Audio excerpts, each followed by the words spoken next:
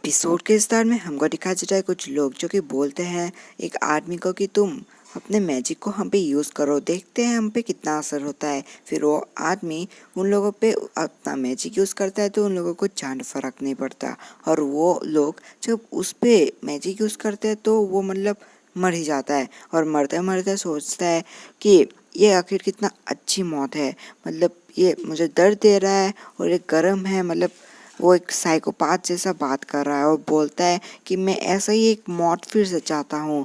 और वो ऐसा ऐसा बोलते ही वो मर जाता है वहीं पे। दिन चेंज होता है और हमको दिखाया जाता है एक बच्चा जन्म लेता है और वो जन्म लेते ही एक मैजिक का यूज़ करता है, जिसके वजह से एक टेम्पल में बहुत ही ज़्यादा तबाही हो जाती है। और दूसरी तरफ भी बच्चे का जन्मदिन सेलिब्रेट करने के लिए पूरे किंगडम का लोग आ जाते हैं, मतलब कि ये बच्चा कोई मामूली बच्चा नहीं है, और ऊपर से इस बच्चे ने अभी अभी मैजिक का यूज़ किया है।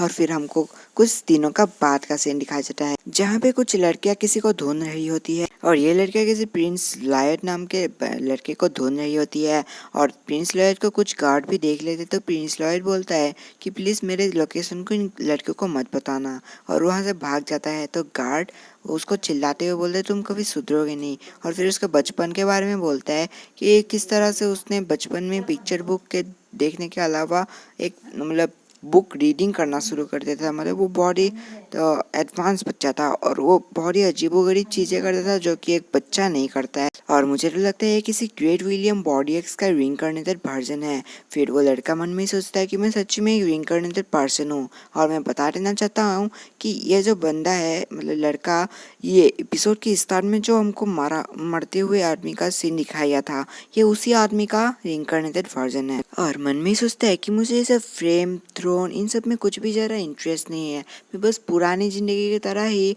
एक नॉर्मल सी लाइफ जीना चाहती हूँ, और मैं बस उस सभी एंटरटेनमेंट को लेना चाहता हूँ जो कि इस पूरे महल में मौजूद है। और ये सब बोलते बोलते ही वो एक लाइब्रेरी में पहुँच जाता है और बोलता है मुझे बस इन एंटरटेनमेंट के अलावा और कुछ भी नहीं चाहिए।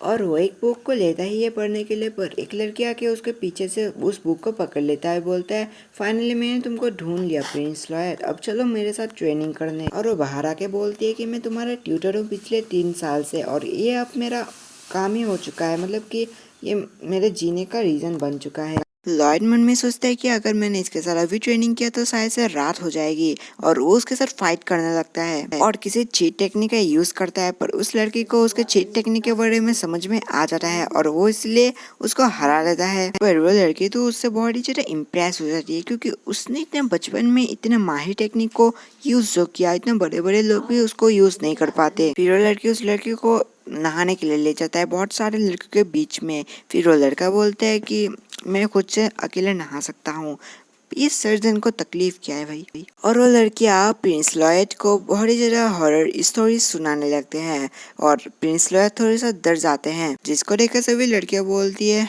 कितना क्यूट है, बस इसलिए क्योंकि वो लड़कियाँ बोलती है कि क्यों ना आज तुम मेरे साथ ही सो जाओ। पर वो व्हाइट बाल वाली बोलती है कि नहीं, मैं उसका ट्यूटर हूँ तो वो मेरा काम है। वो भाई लिटरली, और वो लड़का वहाँ से चुपचाप निकल के भाग जाता है।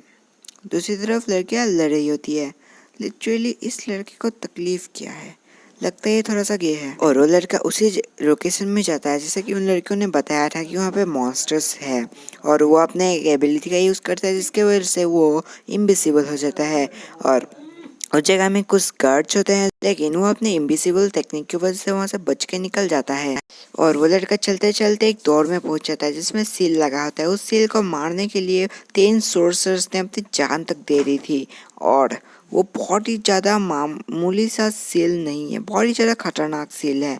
लेकिन वो लड़का सिर्फ एक चुटकी में उस पूरे सील को तबाह कर देता है और उस लाइब्रेरी के अंदर चला जाता है, और वो बहुत ही ज़्यादा खुश होता है। लेकिन तभी वहाँ पे एक मॉन्स्टर आ जाता है और अपना नाम ग्राइमोर्ड बोलता है, और उसका नाम भी पूछता है। लड़का अपना नाम लॉयड बताता है। फिर वो मॉन्स्टर बोलता है मैंने देखा तूने कितने आसानी से इस दरवाजे का सील तोड़ दिया, क्या तू मेरे सील को भी तोड़ सकता है। और लड़का मन में सोचता है अच्छा यही फॉरबिडन टॉमी का मॉन्स्टर है। मॉन्स्टर बोलता है तुझे कितना सोना पैसा चाहिए मैं तुझे दूंगा, बस तू मेरा सील खोल दे। फिर वो सोने को अच्छे से देखता है तो उसको पता लगता है कि वो तो पत्थर को ही सोना बना के दे रहा था। और लड़के को ये पता चलने के बाद मॉन्स्टर बहुत ही ज़्यादा डर जाता है, और लड़का मॉन्स्टर को बोलता है कि मैं तुमको फिर से सील कर दूंगा, और मुझे फर्क भी नहीं पड़ता है। तो मॉन्स्टर बोलता है मैं तुमको बहुत ही ज़्यादा पुराने जमाने का मैजिक सिखाऊंगा जो कि अभी तक भूला जा चुका है। और ये सुनकर लड़का बहुत ही ज़्यादा खुश हो जाता है और बोलता है क्या तुम सच्ची में मुझे सिखाओगे। और उस मॉन्स्टर का सील तोड़ देता है, पर वो मॉन्स्टर उसके ऊपर गद्दारी कर देता है और उस पर अटैक कर देता है, लेकिन वो लड़का बच जाता है अपने प्रोटेक्शन टेक्निक की वजह से। पर मॉन्स्टर लगातार हमला करता जाता है, पर लड़के को कुछ घंटा फर्क नहीं पड़ता और लड़का मन में सोचता है कि ये देखने में कितना खूबसूरत है, मैं जानना चाहता हूँ कि ये सब मेरे बॉडी पे कितना इफेक्ट करेगा। फिर लॉयड उस पहाड़ को अपने हाथ पे ले लेता है और बोलता है वाह ये कितना ब्यूटीफुल है, ये मुझे दर्द भी दे रहा है।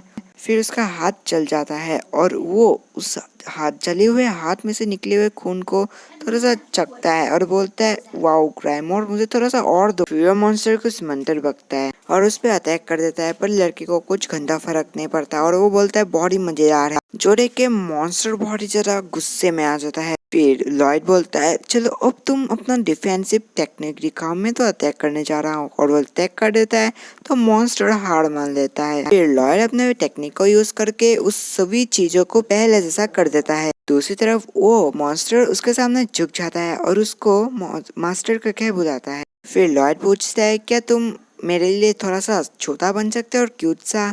और तो वो मॉन्स्टर अपने आप को ट्रांसफॉर्म कर लेता है क्यूट सा पता नहीं क्या चीज में। फिर लॉयड बोलता है चलो तुम मेरे कपड़ों के अंदर आ जाओ। मॉन्स्टर मन ही मन सोचता है कि इसको पता नहीं है, मैं बस इसके अंदर घुसूंगा और मैं इसके पूरे शरीर पे कब्जा कर लूंगा और धीरे धीरे इसको मार डालूंगा। लेकिन वो मॉन्स्टर जब उस लड़के के पास जाता है तो उसको एक बहुत ही ज्यादा भयानक सा नजरा देखने को मिलता है। उसके अंदर पूरा एक खतरनाक सा मॉन्स्टर होता है और मॉन्स्टर फिर से मन में सोचता है अगर मैंने इसके पास एक उंगली भी दिया ना तो मेरा मरना तय है। अभी के लिए तो चुप रहना ही सही है। और गाइस ये भी एपिसोड एंड होता है। अगर आप लोगों को वीडियो और एपिसोड पसंद आया है तो कमेंट कर देना और चैनल को सब्सक्राइब भी कर देना। मैं मिलूंगा अगले वीडियो में। Bye bye.